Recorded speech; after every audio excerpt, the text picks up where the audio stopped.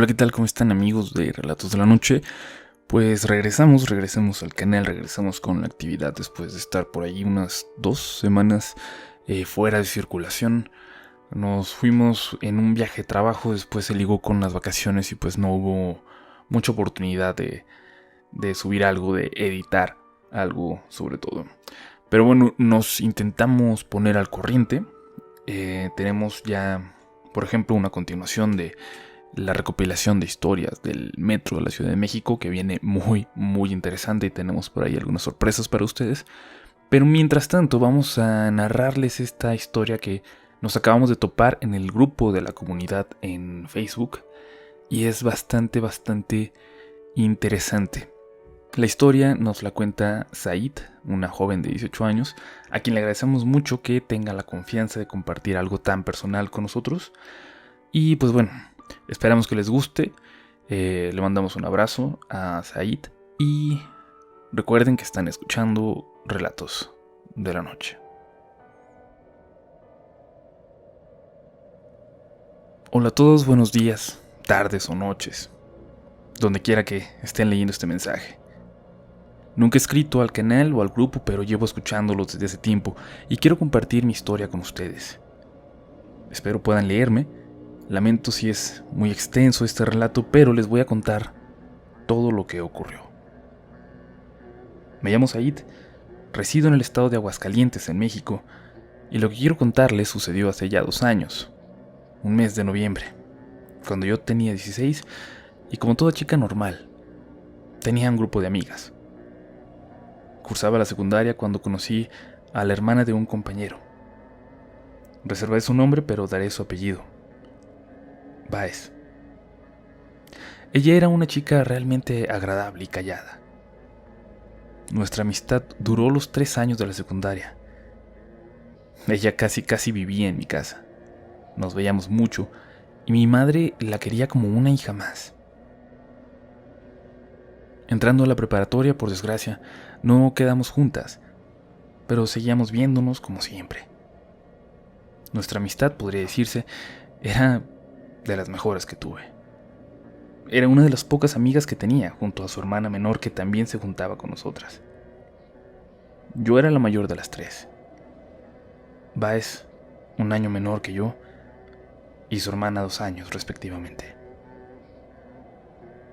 Cursaba el tercer semestre de la preparatoria cuando pasó algo que hasta ahora sigue marcando mi vida. La tristeza y el no saber lo que realmente pasó con mi mejor amiga me sigue atormentando.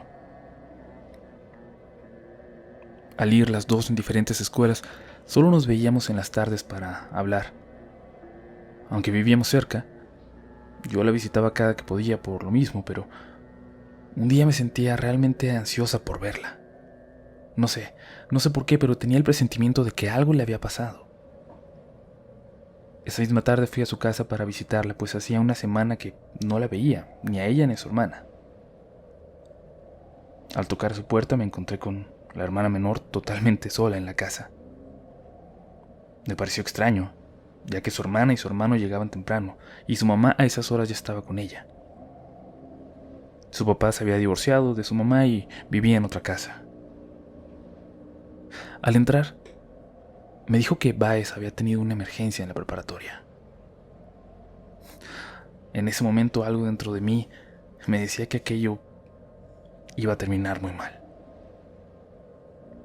Me comentó que Baez había tenido una especie de crisis, que la misma escuela tuvo que llamar a la ambulancia.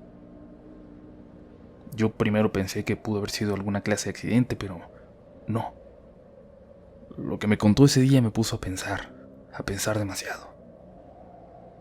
Me dijo que su hermana, mientras exponía, se quedó observando un punto fijo al fondo del salón y que de la nada se desmayó.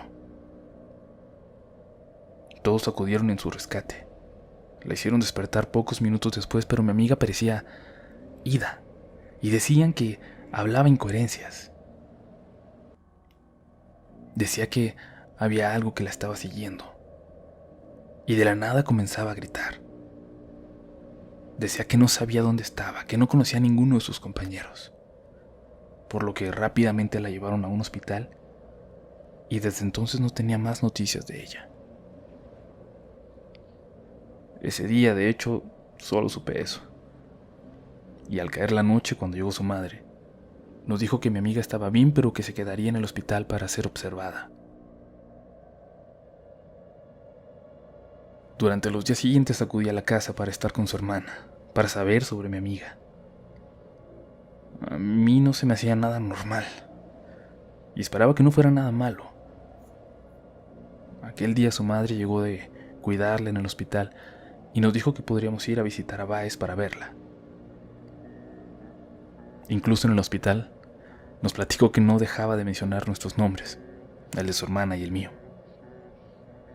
Con permiso de mi mamá, fuimos a visitarla, pero al ser menores de edad no nos dejaron hacerlo. Nos dijeron que fuéramos al día siguiente. Total, por eso me quedé a dormir en su casa para poder ir muy temprano en la mañana, ya que su padre pasaría para llevarnos. Esa noche no pude dormir bien. Estaba en su habitación. En la madrugada me despertó un ruido en la ventana. Eran unos toquidos fuertes, y yo no quise asomarme por miedo. Lo que sí puedo decir con certeza es que esa habitación tenía un ambiente pesado. La mañana siguiente fuimos al hospital.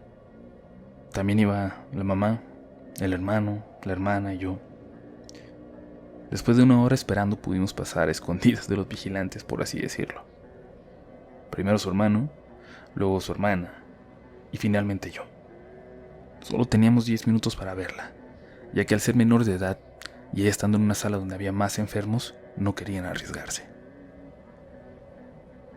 Al subir yo me sentía nerviosa, y mucho, pues lo que se decía de mi amiga en el hospital no me hacía sentir mejor. Yo solo quería que ella estuviera bien. Y al bajar del elevador y llegar al piso donde se encontraba, logré ver a mi amiga, y una gran sonrisa me asomó en los labios. Sin embargo, noté algo raro en ella. Se veía un poco más regordeta, que según me dijeron fue por el suero. El suero que le habían estado dando esos 2 días. Y este aumento de peso era muy notorio, pues ella era bajita y muy delgada para su edad. Pero lo que más me intrigó fue ver que la tenían atada de las muñecas a la cama. Mi amiga al verme se puso inmediatamente feliz y yo casi lloró al verla. La abracé y le hice las típicas preguntas de hospital. Si estaba bien, qué comía. Precisamente era la hora del almuerzo, y su madre llegaba en ese momento para empezar a darle de comer. Yo solo la veía y le decía que se recuperara pronto, que quería verla bien para salir de ese lugar y para poder ir a comer sushi. Mi visita fue rápida y al despedirme de ella me fui al elevador. No sabía por qué, pero al ver la mirada de mi amiga, sentía que no era ella. Sentía que había algo de maldad, de burla en sus ojos. Y al que la tuvieran atada, me ponía a pensar aún más.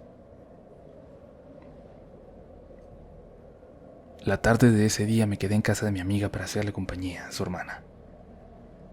Pero al estar solas, la casa daba algo de miedo. En esa soledad me confesó algo muy aterrador. Lo había notado después de salir del hospital, pero no me dijo nada hasta entonces. Me dijo que mi amiga estaba atada a la camilla porque en las noches anteriores, exactamente en la madrugada, se levantaba y comenzaba a gritar, a alterarse de un modo que terminaba dañándose a sí misma. A su mamá es a la que le tocó vivir esas experiencias. La conmoción era tal que mi amiga despertaba a las demás personas de esa planta. Me contaron que en esas noches mi amiga llegaba a vomitar y decir groserías y maldiciones hacia toda persona que se le acercaba, hacia todos los que intentaban controlarla, que incluso llegó a golpear a un camillero que era mucho más grande y corpulento que ella. Mi amiga duró 10 días en el hospital. Le hicieron todo tipo de exámenes y todos salían completamente normales. Mi amiga estaba, en teoría, sana, pero sus ataques eran cada vez más seguidos. Tenían que mantenerla con medicamentos para estarla tranquilizando. La madre nos contó que en una madrugada, cuando la hija estaba supuestamente dormida, se puso a rezar por ella, para que se descubriera qué era lo que le pasaba. Cuando rezaba, de pronto su hija le tomó de las manos y la hizo parar. La madre, al voltear la mirada, notó que su hija la veía con unos ojos, con un odio inmenso, y que con una voz firme, llena de rabia y coraje, le dijo: «Cállate, perra. Detesto que reces. Lo odio». La madre, sorprendida, se dio cuenta de que su hija no tenía ningún problema de salud. Esos días en el hospital pasaron muchas cosas. Tantas que supimos que el personal la llamaba la chica poseída. Y es que todos sabían que sus palabras, que los ataques no eran comunes, que lo que hacían no era normal en una chica tan pequeña. En una ocasión, el mismo caballero, el que golpeó, platicó que mientras rezaba frente a ella, volteó a verlo y le dijo: «No importa cuánto recen ni cuánto hagan, ella ya es mía y arderá conmigo en el infierno. A ella y a su hermano me los llevaré».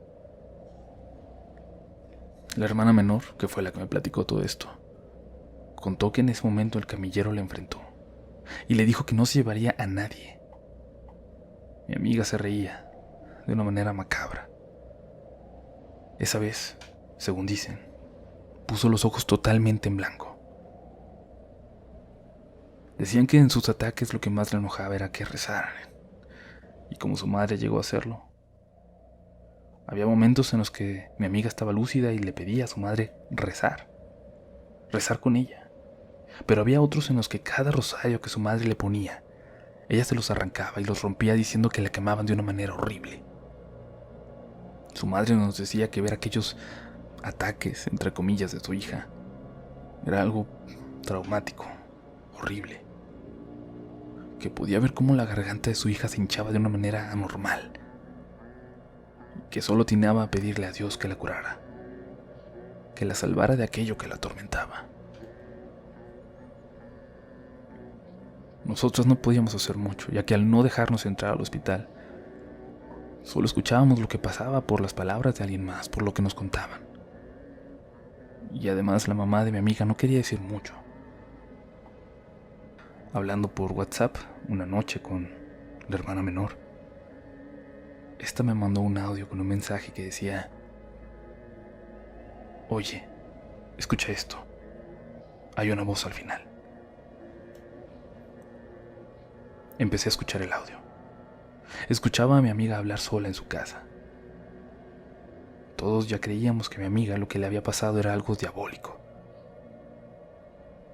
En un momento, en el audio, la hermana de mi amiga preguntó: «¿Eres tú quien quiere llevarse a mi hermana? ¿Qué le has hecho?». Rompiendo el silencio se escuchó una voz tan macabra que, aunque fueron solo unos segundos, me hizo helar la sangre. Parecía algo de inframundo, que solo respondió: «Quemar». Después se escuchó cómo se cayó una olla de la cocina. Al ir con una amiga al día siguiente, me dijo que estaba sola y que en ese momento se asustó porque se escuchaba muy claro esa voz en la casa. Y realmente ir a ese lugar ya me daba mucho miedo. Sentía que desde la habitación en donde dormía aquella vez, la habitación de mi amiga, desde ahí me miraban. Y era algo que simplemente no podía explicar. La madre comenzó a ir con personas que supuestamente curaban para pedirles ayuda con su hija. Llevaron a mi amiga con una curandera que les dijo que ya no podían hacer nada por ella, que tenía algo muy malo y que ya era inevitable. La familia no se dio por vencida y la llevaron con más personas que oraban, que hacían exorcismos. Le dijeron a la mamá que mi amiga había hecho, junto con otras amigas, un pacto con la Ouija y que supuestamente una chica llamada Emma había entregado a mi amiga en ese pacto. Desde ese día, la mamá no dejó que su amiga, Emma, se acercara a ella o le hiciera llamadas. Poco después, su padre se la llevó a su casa, pues decía que el mal estaba ahí, en la casa de la mamá. Las cuestiones paranormales se hicieron cada vez más intensas y se agudizaron en la casa del padre. De la noche a la mañana, en la habitación de mi amiga, en la pared, se podía ver claramente formada la cara de un demonio. Yo la vi, y de solo verla me aterraba, me mataba de miedo. Yo había estado ya ahí y nunca la había visto. Aún recuerdo el miedo que me daba. Además se caían las cosas, y la hermana me decía que en las madrugadas se escuchaba a alguien tocarle la puerta y la ventana 3 veces, cada toque más fuerte que el anterior. Mientras tanto, en mi casa, mi madre solo oraba porque mi amiga se curara de aquello y porque yo no trajera nada de su casa.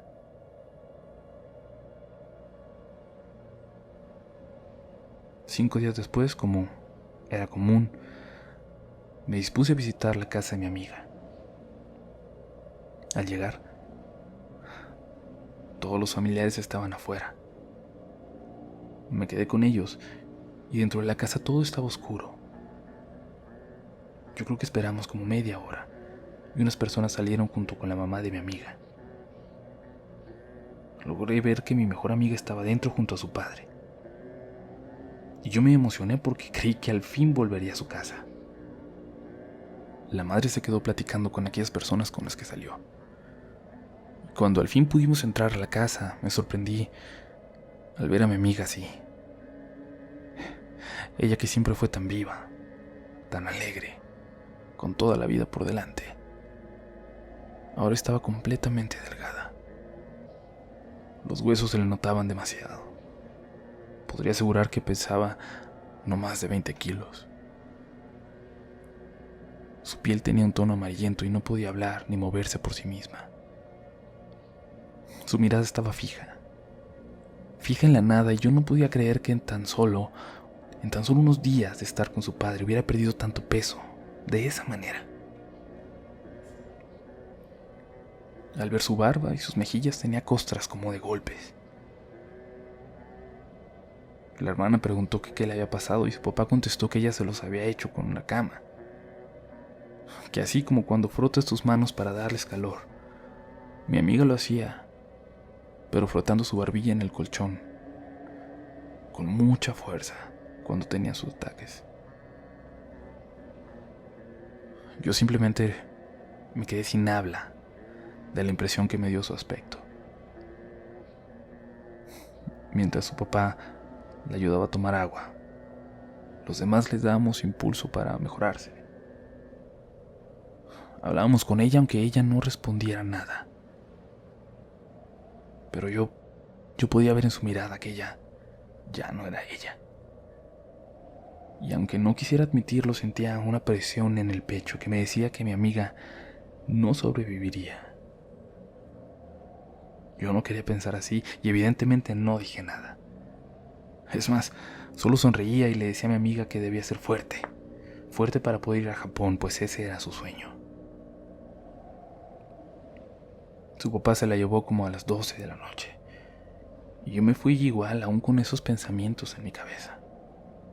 Al llegar a mi casa esperando un regaño, le conté a mi madre todo lo que pasó y cómo había visto a mi amiga en su casa. Ella solo me dijo que no tuviera muchas esperanzas de ver a mi amiga mejor, pero yo no quería creer eso. Esa noche no dormí nada bien. Me despertaba continuamente al sentir que algo me veía y sentí un terror inmenso, al igual que una gran tristeza. Esa noche soñé que mi mejor amiga venía a mi casa y me decía que no se quería ir, que quería quedarse. Yo solo le respondía que era libre de irse, que se podía ir, que yo la vería después, pero ella se aferraba a mí. Y juro que en el sueño nos dimos un abrazo realmente largo. Yo solo quería llorar. Así estuve toda la noche, con ese sentimiento en el pecho hasta que amaneció. Al día siguiente no fui a la preparatoria porque estaba muy decaída, muy mal realmente. No quería pensar en que mi mejor amiga se podía ir de este mundo. Y más en esa etapa en la que yo tenía bastante depresión, ya que 3 meses atrás mi padre había fallecido. Y a mí no me estaba yendo nada bien en la escuela. Durante aquel día intenté distraerme. Trataba de estar normal, aunque mi madre notaba que yo estaba rara. No le conté nada del sueño. Más tarde esa noche, alrededor de las 9, sonó el celular de mi madre. La llamada era para mí. Cuando contesté, me di cuenta que era la hermana de mi amiga. Le pregunté qué pasaba. No podía dejar de pensar que estaban a punto de darme una mala noticia. Al empezar a hablar, lo supe y todo mi mundo se vino abajo. Me sentía verdaderamente mal y comencé a llorar como nunca, aún antes de que me lo dijeran. Said, ella ya falleció. La estamos velando ya. Mi madre me vio y de inmediato me abrazó tomando el teléfono. Yo solo me salí a tomar aire, a llorar ante aquel impacto que tenía. Mi madre colgó y me dijo todo. Nos arreglamos para ir al funeral de mi amiga.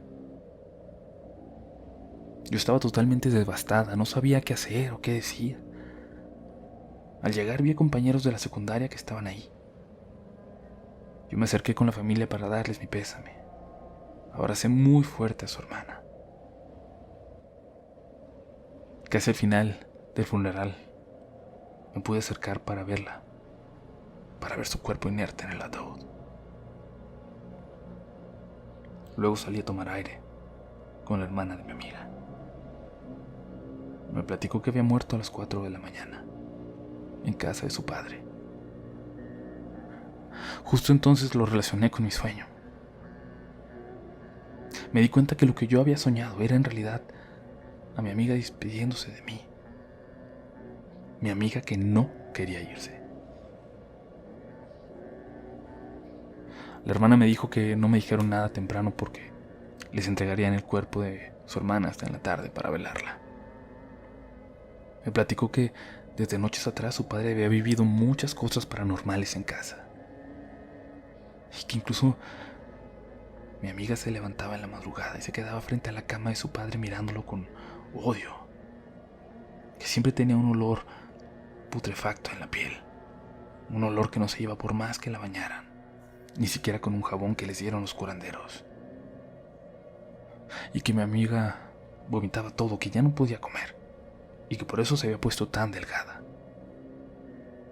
Al final la cuidaban como a un bebé. Y aunque nadie quería hacerlo, la ataban a la cama para que no se hiciera daño ella sola. Me contó que cuando supieron que una amiga le había entregado la ouija, primero habían sospechado de mí, porque era su amiga más cercana. Pero que los mismos curanderos, cuando me conocieron, les dijeron que yo no había tenido nada que ver. Me contó entonces que 2 semanas antes de todo, mi amiga le decía que veía una figura negra, muy alta y de ojos rojos. Una figura que veía todas las noches, que la acechaba y que le daba mucho miedo. Esta figura, esta cosa, tenía un olor a quemado muy penetrante y le decía que se la llevaría.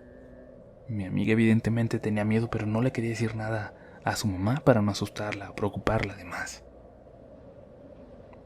La causa exacta de la muerte no la supieron. Y se les dijo a las personas no tan cercanas que su muerte había sido natural. Claro, los demás sabíamos que esa no era la verdad. Todos tenían sus teorías. No sé si algo la orilló a hacer este pacto. Poco antes de que todo aquello pasara, mi mejor amiga me preguntó: oye, ¿se podrá vender el alma al diablo? Claro que eso me sacó mucho de onda porque ella era muy inocente sobre estas cosas. Yo solo le dije que el diablo siempre cobra todo al doble o al triple cuando quiere, y que hacer un pacto era ponerle fecha a tu muerte. Toda esa etapa fue muy triste, llena de cosas extrañas. Incluso después de los rosarios a mi amiga que se hacían en su casa, se seguían escuchando cosas. La cara del demonio en la pared se quitó hasta un año después, de manera muy extraña. Yo me despertaba en la madrugada, sin falta, cada que se cumplía un mes más de la muerte de mi amiga. La primera vez pensé que era algo que no tenía importancia, pero me preocupé cuando me empezó a pasar cada mes, durante los siguientes 12 meses, en los que despertaba a la misma hora, a las 4 de la mañana, sintiendo que algo me miraba. Nunca se lo conté a nadie. Ya no he hablado tanto con su hermana, pero según me dijo la última vez, dejaron de pasar cosas en su casa. Y ahora todos en la familia llevan como protección una medalla. Sin duda, esta experiencia es lo que más me ha marcado en la vida. Y a mis 18 años puedo decirles que los demonios existen. No supe, nadie supo realmente qué hizo mi amiga o qué le hicieron. Pero sé que se la llevaron muy joven, que ella era la única que sabe la verdad y que se la llevó a la tumba.